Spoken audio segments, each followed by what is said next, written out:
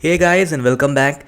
In this video we shall see how to do a in-place upgrade in Windows 11.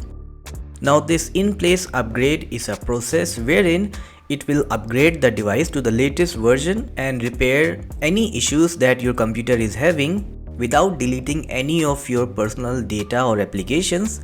And usually it is used to repair corrupted system files, applications, or even incompatible drivers on the system. And before we begin with that, make sure that you have a stable internet connection and that you are signed into an administrator account or you have administrator privileges to do a repair. Then unplug all the external peripheral devices such as external hard disk, external monitors or printers except for the mouse, keyboard and the Ethernet cable. And also disable or uninstall any third-party antivirus application that you might be using on your computer because it may interfere with the Windows upgrade process. And finally, ensure that your data is backed up before you proceed, because while an in-place upgrade process preserves your files and data, it is always a best practice to make sure that you have a backup of your data before starting any kind of installation.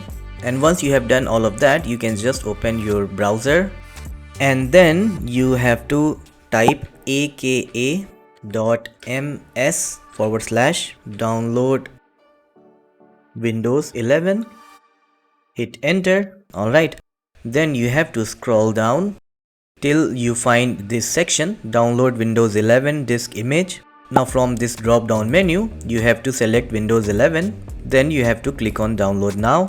After that, you will see one option to select the product language. Now from here, you have to choose the same language with which you have installed your Windows. For example, in my computer, it's English, so I can use the same language here. And then after that, click on confirm. Then you will see a download link which will be valid for 24 hours from the time of creation of this link. Then you can click on this link to start the download of the ISO file. Now depending upon the speed of your internet as well as the speed of your computer, it might take some time. Now once the file downloads, you can either open the file directly from here or you can open the folder where you have downloaded your ISO file. So this is the file, so I'm just going to open it. So just double click on it. So if you get this security warning, you can just click on open since it is safe to open. Alright, then you have to locate this file that is set up, so you can right click on it and then click on run as administrator.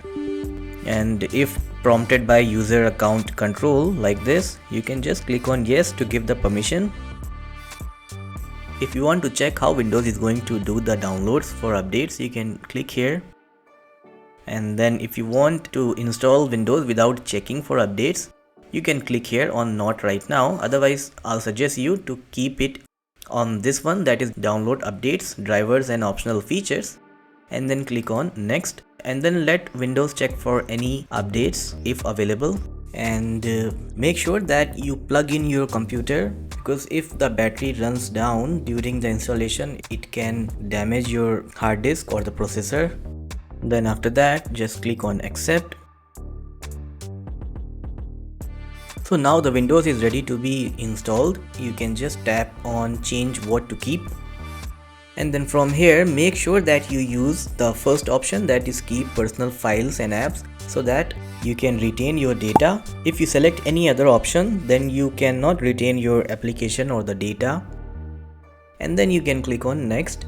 Then after that, you are ready to install the Windows. So just click on install. Now Windows is going to restart several times during the installation process, so you can just sit back and let it complete. Then once you are taken back to your sign-in screen, that means you are all done and your in-place upgrade is complete. So now you can start using your computer normally, and hopefully all the issues that were with your computer before must have been fixed by now, and you will end up with a new operating system with the latest version while retaining all of your data. So that's all for this video. I hope you were able to do the in-place upgrade of your Windows. So don't forget to give a thumbs up and subscribe to the channel. Thanks for watching.